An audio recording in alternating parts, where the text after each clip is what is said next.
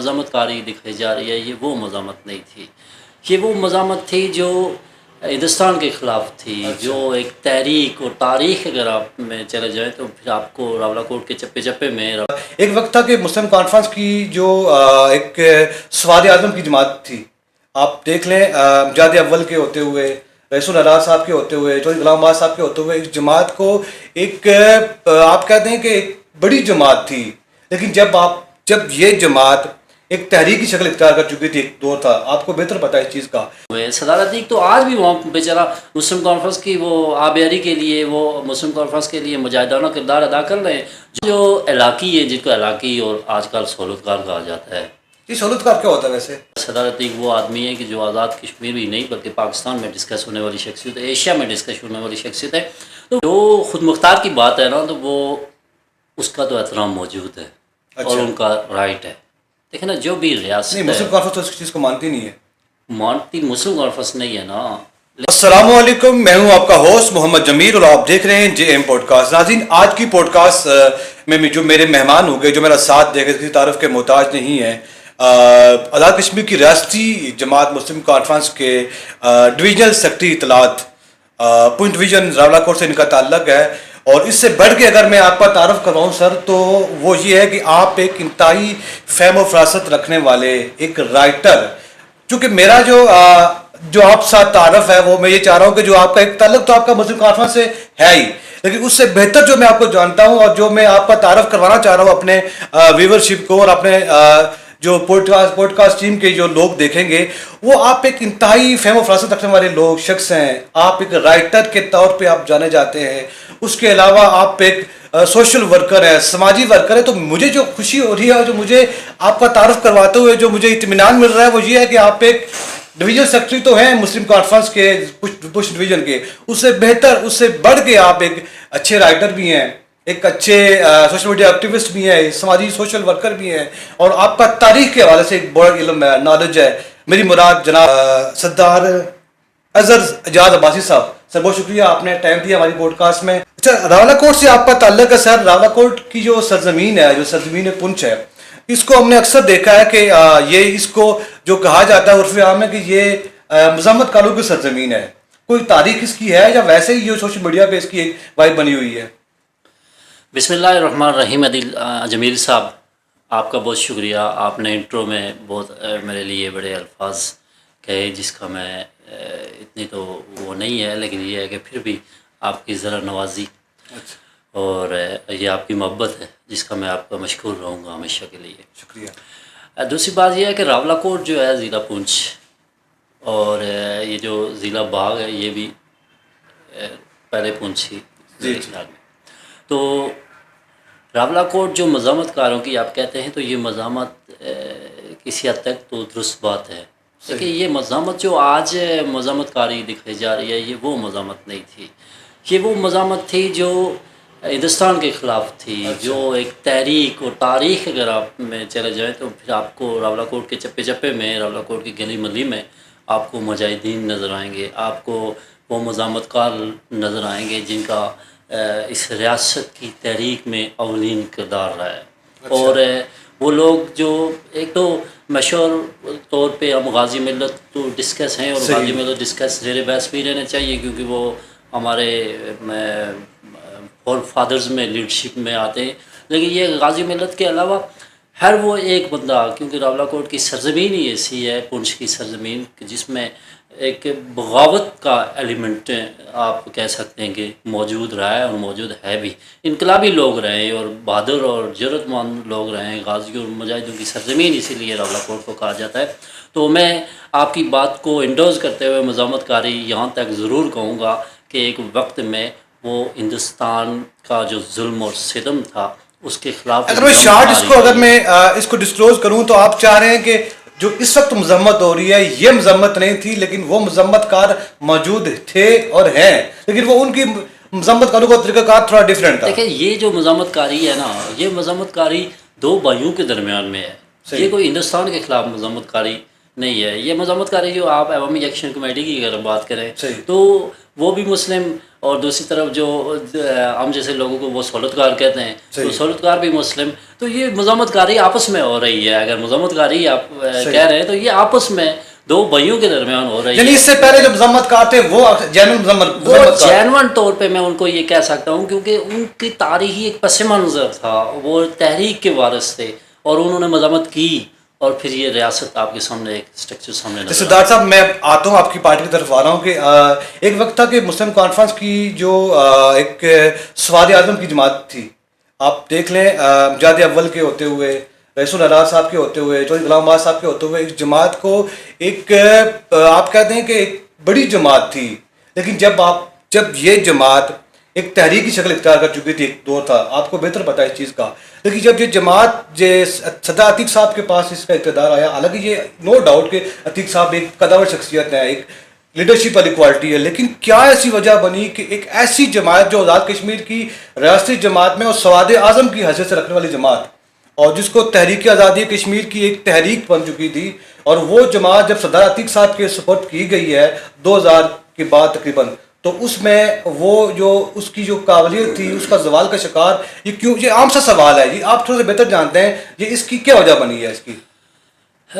جمیل بھائی، میں آپ کو یہ بتاؤں گا کہ مسلم کانفرنس کا ایک تاریخی پس منظر ہے، اور مسلم کانفرنس سے ریاست کی سواد اعظم رہی ہے، اس میں یہ ایک ریئل حقیقت ہے.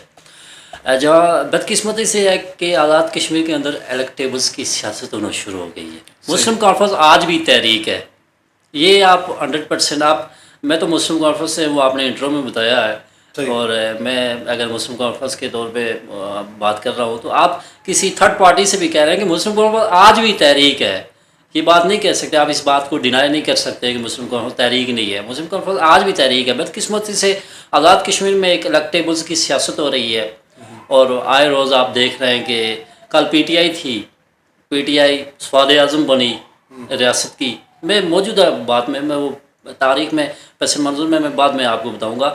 یہ میں ریسنٹلی آپ کو بتا رہا ہوں کہ عمران خان کے دور میں ایک الیکشن ہوا اور یہ ریاست میں پی ٹی آئی سواد اعظم بن گئی، 35-36 سیٹیں انہوں نے لی، حکومت بنا گئے. حکومت میں قیوم نیازی صاحب کی صورت میں ایک وزیر اعظم بن گیا اور 2 دہائی اکثریت بن گئی. اس کو سواد اعظم کہتے ہیں نا، کہ جس کے پاس ایک اکثریتی مینڈیٹ ہوگا وہ سواد اعظم ہوگا. تو مسلم کانفرنس میں اس وقت جو 13 جولائی 1947 کے الیکشن ہوئے تھے، تو اس وقت مسلم کانفرنس کے پاس 21 میں سے 19 نشستیں تھیں، اور بعد میں 2 نشستیں جو غیر مسلموں کی تھی وہ بھی مسلم کانفرنس کے ساتھ ہو گئے تھے، تو اس لیے وہ سواد اعظم کہلائی گئی. اور پھر ایک پس منظر اس کا ایک سب سے آپ چاہ رہے ہیں کہ جو، لیکن میں آپ کو بات بتا رہا ہوں، میں جو بات کہہ رہا تھا کہ الیکٹیبلس کی سیاست ہے. پی ٹی آئی کو سواد اعظم بنایا گیا عمران خان کے دور میں، آزاد کشمیر میں الیکشن ہوا، اور پھر آپ کے دیکھتے دیکھتے وہ پی ٹی آئی سواد اعظم کہاں پہنچی. آج قیوم نیازی اور خواجہ فاروق صاحب وہاں پہ بیٹھے ہوئے اور سارے لوگ ایک طرف ہو گئے. آج پیپلز پارٹی واپس سواد اعظم بن گئی. بدقسمتی سے آزاد کشمیر کے اندر الیکٹیبلس کی سیاست ہونا شروع ہو گئی ہے. یہ جو ہمارے لیے کوئی، ہم جو ریاست کے لوگ ہیں، کیونکہ ریاست ایک بیس کیمپ ہے، ریاست اس مقبوضہ جموں کشمیر کی آزادی کا تحریک کا، اس تحریک کے لیے ہمیں رول ماڈل ہونا چاہیے. ہمیں الیکٹیبلس کی طرف نہیں جانا چاہیے، بلکہ ایک نظریاتی طور پہ اس کو مستحکم کرنے کی ضرورت تھی اس بیس کیمپ کو، تاکہ ہم ایک کسی نتیجے کی طرف چلے جاتے. اگر میں پھر آپ کی بات کو شارٹ کروں، آپ جا رہے ہیں کہ اس میں جو آپ کی جماعت کے قائد ہیں عتیق صاحب، کوئی اس میں کردار نہیں ہے، ان کی پالیسی غلط نہیں تھی یا ان کی کوئی اسٹریٹجی غلط نہیں تھی، اس میں صرف جو الیکٹیبلس کی سیاست ہے یہ منون میں سردار عتیق صاحب بھی 2 بار منتخب ہوئے اسی ایوان سے، مسلم کانفرنس کے پلیٹ فارم سے، اور سردار عتیق صاحب انتہائی متحرک آدمی ہے. یہ آپ بھی جانتے ہیں اور دوسرا شخص بھی جانتا ہے اور میں بھی جانتا ہوں. اور جو بندہ کام کرنے والا ہوتا ہے اور متحرک آدمی ہوتا ہے، اس سے غلطیاں بھی ہوتی ہیں. غلطی اس سے نہیں ہوتی ہے جو آدمی میری طرح اگر کوئی صوفے پہ بیٹھا ہوا ہے یا اکیلا کہیں چل پھر رہا ہے تو اس کوئی کام نہیں کر رہا ہے تو اس سے غلطی نہیں ہو سکتی ہے. جو کام کرے گا اس کام میں کہیں غلطی نکل جائے گی. لیکن آپ اگر ٹوٹلی طور پہ آپ یہ سردار عتیق صاحب کو بلیم کریں گے تو میں اس بات سے ایگری نہیں کروں گا کہ سردار عتیق صاحب اکیلے، اگر کوئی قصوروار ان لوگوں میں سے ہے تو پھر وہ سردار عتیق صاحب اکیلے نہیں، اس میں راجہ فاروق عدد صاحب ہیں، میرا یہ اگلا سوال یہی تھا میرا کہ کیا آپ سمجھتے ہیں کہ جو سردار عتیق صاحب کی اور راجہ فاروق عبداللہ صاحب کی جو آپس میں ذاتی چپلش جو پچھلے عرصے میں بنی رہی ہے جب ان کی جماعت میں تھے تو اس کے نتیجے میں مسلم کانفرنس ٹوٹ گئے، مطلب ٹوٹ کا شکار ہو گئی ہے اور زوال کا شکار، یہ آپ اس میں ایلیمنٹ سمجھتے ہیں؟ میں مسلم کانفرنس کا ادنا سا کارکن ہوتے ہوئے میں یہ ایلیمنٹ ضرور سمجھتا ہوں کہ یہ ان کی چپکلش ہے جو صدر عتیق ذاتی طور لوگ تو پوری ریاست کے لوگ تو ایک نیریٹو بن گیا نا کہ صدر عتیق صاحب کو بدنام کرنا ہے یا ان پہ بلیم کرنا ہے نا، لیکن لوگ اگر کھلی آنکھ سے دیکھیں یا سوچیں یا سمجھیں تو پھر یہ بات سمجھیں کہ جو لوگ اس چیز کے بینیفیشرز ہوئے ہیں، مسلم کانفرنس کے ٹوٹنے کے بینیفیشرز کون لوگ ہوئے ہیں؟ صدر عتیق تو آج بھی وہاں بیچارہ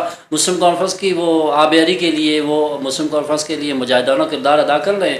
جہاں پہ سردار عبدالقیوم خان صاحب کو چودھری غلام باز کھڑے کر کے گئے تھے، تو وہاں جہاں پہ سردار قیوم صاحب ان لوگوں کو کھڑے کر کے گئے تھے، تو سردار عتیق صاحب تو آج بھی پیرا دے رہے ہیں اس جگہ پہ۔ تو جو لوگ مسلم کانفرنس کے ٹوٹنے کے بینیفیشرز ہوئے ہیں مسلم لیگ بنا کے، تو پھر آپ ان کو کیا بلیم کریں گے؟ میرا کوشچن تو یہ ہے آپ سے۔ آپ چاہ رہے ہیں کہ مطلب اس میں ڈائریکٹلی جو ٹوٹل جو عتیق صاحب کا کردار جو ان کی اسٹریٹجی پہ اثر نہیں ہو رہا، ان میں جو لوگ پہلے اس میں انوالو تھے، جو اس سے فائدہ اٹھا رہے تھے، ان کا بھی قصور ہے؟ دیکھیں نا، قصور تو دونوں طرف سے ہوگا۔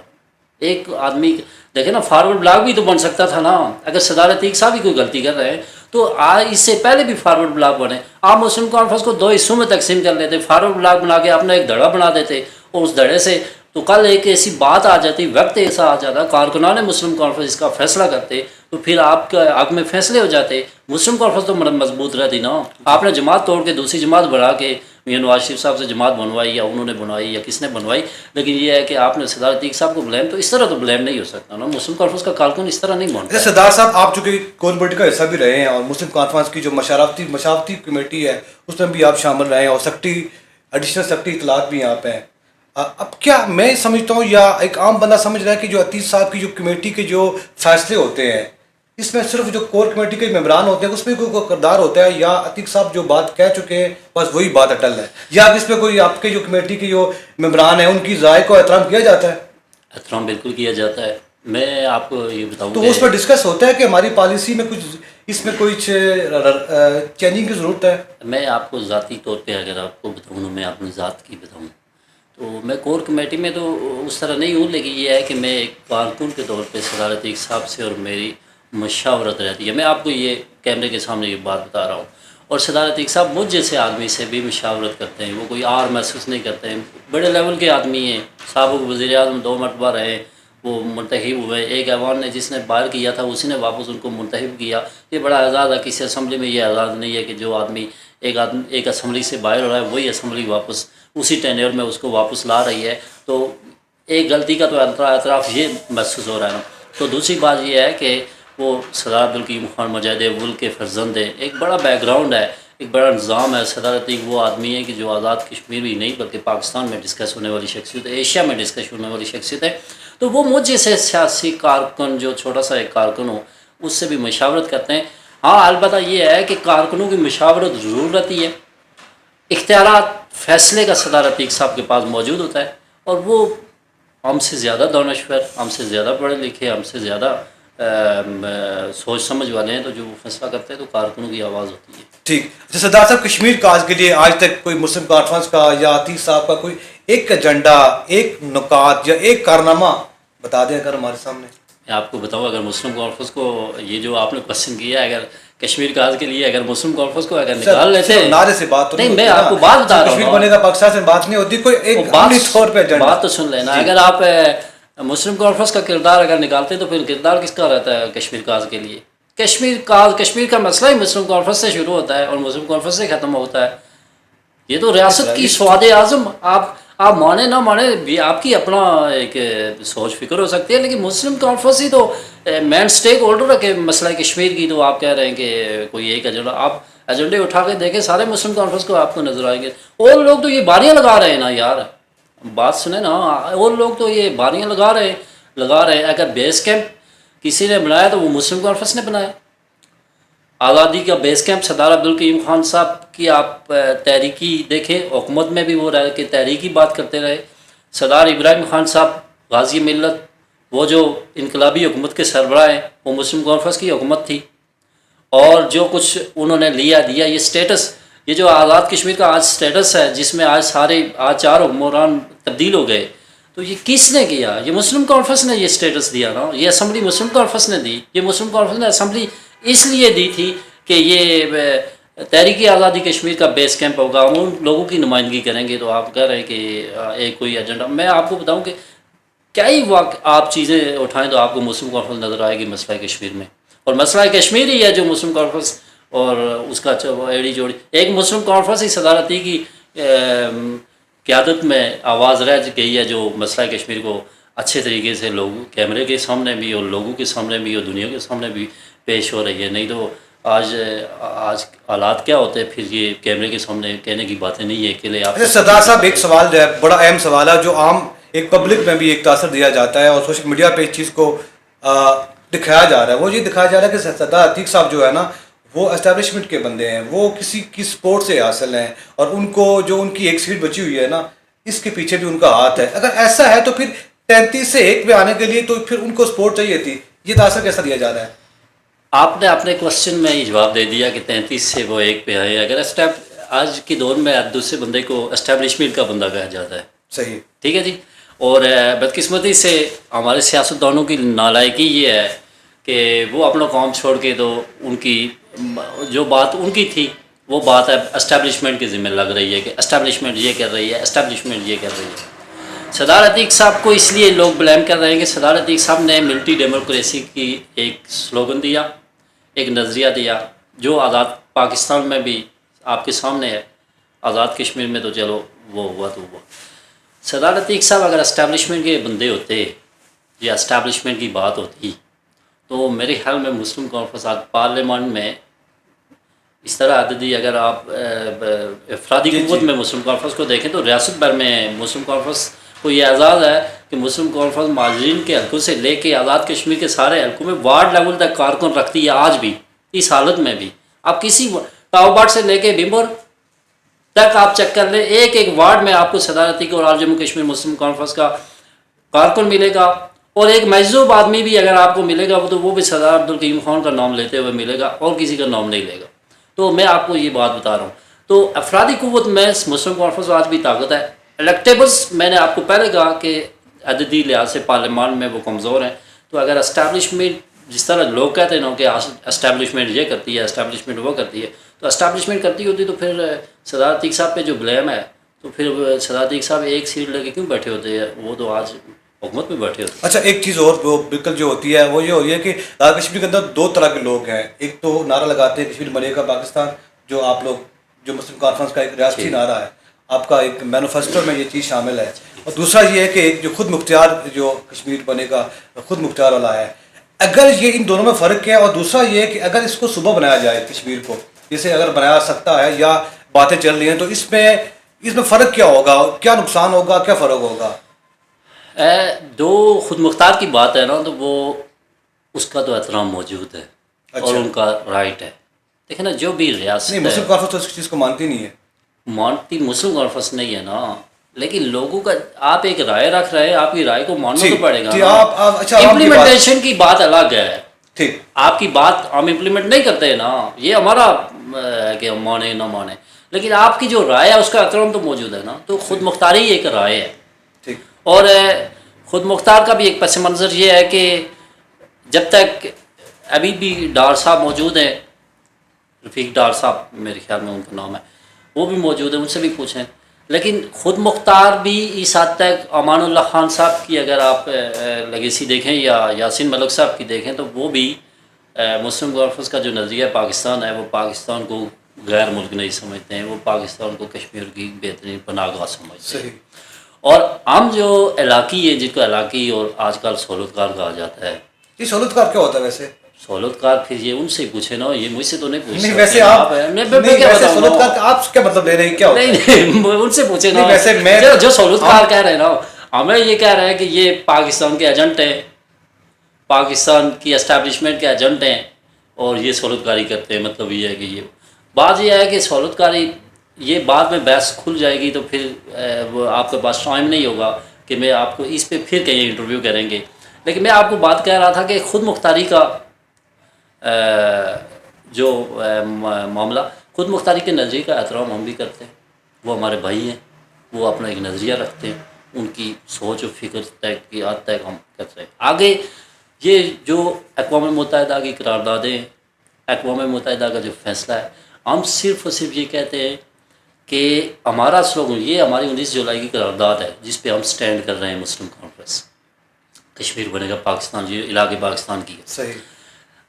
ہمارا ایجنڈا یہ ہے کہ ہمیں دنیا توجہ دے کشمیر کے مسئلے کے لیے، جو رائے شماری ہے اس ووٹ کا حق دے کشمیریوں کو، اور کشمیری کی جتنی اکائیاں ہیں، ایک آزاد کشمیر یا ایک گلگت بلتستان نہیں، بلکہ ریاست جموں کشمیر جو ہے، جموں، لداخ، سری نگر، گلگت بلتستان، آزاد کشمیر، ان سارے لوگوں کو ووٹ کا حق دے، اور اس کے بعد فیصلہ ہو کہ کوئی خود مختار رہنا چاہتا ہے کہ پاکستان رہنا چاہتا ہے۔ لیکن ہماری رائے پاکستان ہے، جب بھی کوئی رائے شماری ہوئی ہماری زندگی میں، ہم پاکستان کے حق میں ہیں اور ہم پاکستان کی سہولت کرنے پہ فخر کرتے ہیں۔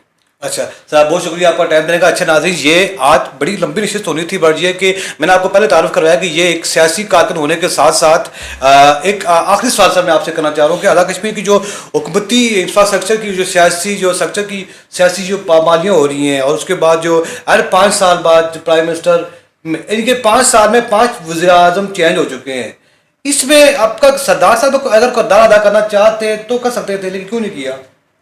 سردار صاحب نے اچھا کیا۔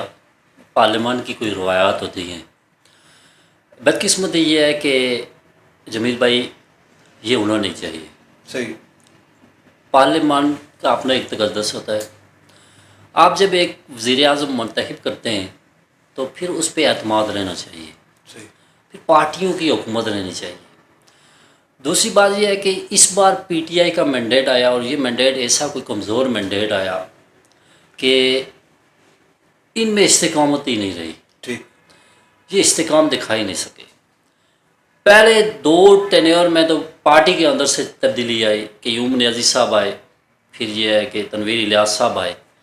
اس کے بعد تنویر الیاس صاحب چلو عدم اعتماد کے ذریعے تو نہیں گئے، ان کو ایک عدالتی فیصلے کے ساتھ بھیجا گیا۔ صحیح۔ اس طرح بھائی نہیں ہونا چاہیے، سیاستدانوں کے فیصلے پارلیمنٹ میں ہونے چاہیے، جس طرح تنویر الیاس صاحب کو بھیجا گیا نا، میں ایز اے سیاسی کارکن اس کا بات کو نہیں مانتا ہوں کہ اس طرح بھیجنا چاہیے سیاستدانوں کو۔ بہرحال یہ لمبی بات ہے کیا ہے، قانونی پیچیدگیاں کیا ہیں۔ دوسری بات یہ ہے کہ تنویر الیاس صاحب کے بعد انوار الحق صاحب آ گئے، اور ایک ایسی بدقسمتی ہو گئی اس ریاست کے اندر، اس اسمبلی کے اندر، کہ سارے لوگوں نے ووٹ دے دیا۔ صدارت عتیق صاحب نے اس وقت بھی ووٹ نہیں دیا، حسن ابراہیم صاحب نے نہیں ووٹ دیا، ان 2 بندوں نے ووٹ نہیں دیا، سارے لوگوں نے ووٹ دے دیا، اور وہ ایسی حکومت بن گئی کہ جس کا کوئی سرپیر ہی نہیں تھا، نہ کوئی اس کی اپوزیشن، نہ اس کی، وہ حکومت ہی حکومت۔ 2.5 سال انہوں نے یہ حکومت کی۔ اب کیسے کی یہ ایک الگ بحث ہے، کس طرح کی یہ الگ بحث ہے۔ انہوں نے تو پہلے یہ کہہ دیا کہ یہ گلا سڑا نظام ہے، اس نظام کو کہا جس نظام میں وہ خود بیٹھے ہوئے، جس نظام کے تحت وہ خود منتخب ہوئے، ان کے والد صاحب کی ایک لیگیسی ہے، وہ منتخب ہو گئے، وہ یہاں پہ بیٹھے رہے، سینئر منسٹر رہے، اور وہ سیاست کرتے رہے اس نظام کو۔ بہرحال یہ ایک بحث ہے، لیکن اس حکومت میں ایم ایل ایز ڈسکس ہوئے کہ الیکٹیبلز کی حکومت ہے، سیاسی پارٹیوں کی حکومت نہیں ہے، وہ سارے نے دیے، لیکن نون لیگ بھی کہہ رہی ہے ہماری حکومت نہیں ہے، پیپل پارٹی بھی کہہ رہی ہے ہماری حکومت نہیں ہے، لیکن یہ ہے کہ حکومت چل رہی ہے اور وزراء ان کے بیٹھے ہوئے۔ اب چلتے چلتے پھر انوار الحق، پھر عوامی ایکشن کمیٹی ایک اپوزیشن کے طور پہ ایک سامنے آئی مزاحمت، اس پہ ایک پھر بحث شروع ہو گئی، اس پہ آپ کے سامنے پھر آزاد کشمیر میں کیا ہوا کیا نہیں ہوا یہ آپ کے سامنے ہے، آپ ہم سے بہتر جانتے ہیں۔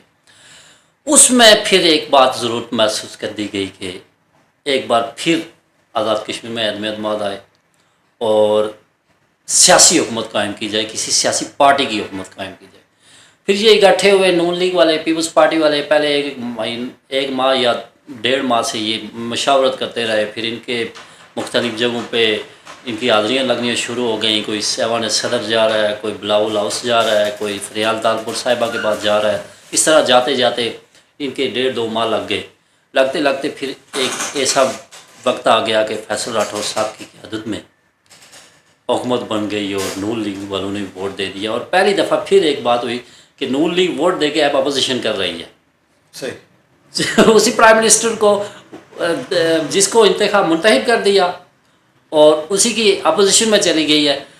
اور پھر یہ ہے کہ پرائم منسٹر جو منتخب ہوا ہے، میں ان کی حوالے سے صرف یہ بات کہہ رہا ہوں کہ وہ ان کی ایک لیگیسی ہے، کیونکہ والد صاحب پرائم منسٹر رہے اور بہت عوامی آدمی رہے. ایک ایسا عوامی آدمی کہ جس کے بارے میں یہ سنا ہے کہ ہم نے تو دیکھے تو نہیں ہے، ہماری پیدائش نہیں ہے، لیکن میں نے سنا ہے کہ وہ رکشے والے کے ساتھ بھی بیٹھ کے بطور ایک ایڈمنسٹریٹر وہ چائے پیتے تھے. وہ ایک ایسے عوامی آدمی کے اوپر بیٹے. تو ہم ان سے امید یہ کرتے ہیں، سیاسی آدمی ہیں، چلاک آدمی ہیں، تیز آدمی ہیں، پڑھے لکھے آدمی ہیں، خوبصورت آدمی ہیں، اور ان کو اللہ تعالیٰ نے عزت دی ہے. تو ہم ان سے یہ توقع ضرور رکھتے ہیں، اس بات کو رکھتے ہوئے کہ یہ کوئی عمل ٹھیک نہیں ہے عدم اعتمادوں کا. آزاد کشمیر میں اندر اگر وزیر اعظم پہ عدم اعتماد ہے تو 5 سال میں دوسری مرتبہ عدم اعتماد آنی چاہیے. یہ 5 مرتبہ کا جو سلسلہ شروع ہو گیا نا، یہ عدم استحکام پیدا کر رہی ہے سیاست میں. تو ان کے لیے ہم یہ کہہ رہے ہیں کہ ان کے لیے ہماری توقعات ہیں کہ اللہ کرے کہ وہ 5 سال میں بہتری ڈلیورنس نہ آئے، اور یہ جو آزاد کشمیر میں ایک نظام پیدا ہو گیا ہے، جو ایک انتشار پیدا ہو گیا ہے، اس کو ختم کرنے میں وہ اپنا ایک رول دے. جی بہت شکریہ آپ کا ٹائم لینے کا. اچھا ناظرین، یہ میں پہلے انٹرو میں بھی کہا تھا کہ یہ ایک سیاسی ورکر ہونے کے ساتھ ساتھ ایک بڑے پولیٹیکل پرسن تو ہے ہی، اس کے ساتھ ساتھ یہ بڑے سیاسی جو تاریخی اعتبار سے ان کا ایک بڑا نام ہے. بڑے دلچسپ آدمی ہیں. آپ کو ان کے جو آئیڈیاز سے، جو ان کے سوالات کے جوابات سے کتنے مطمئن ہیں آپ لوگ ہمارے کمنٹ سے بتا سکتے ہیں. اللہ حافظ. بند کرو جی.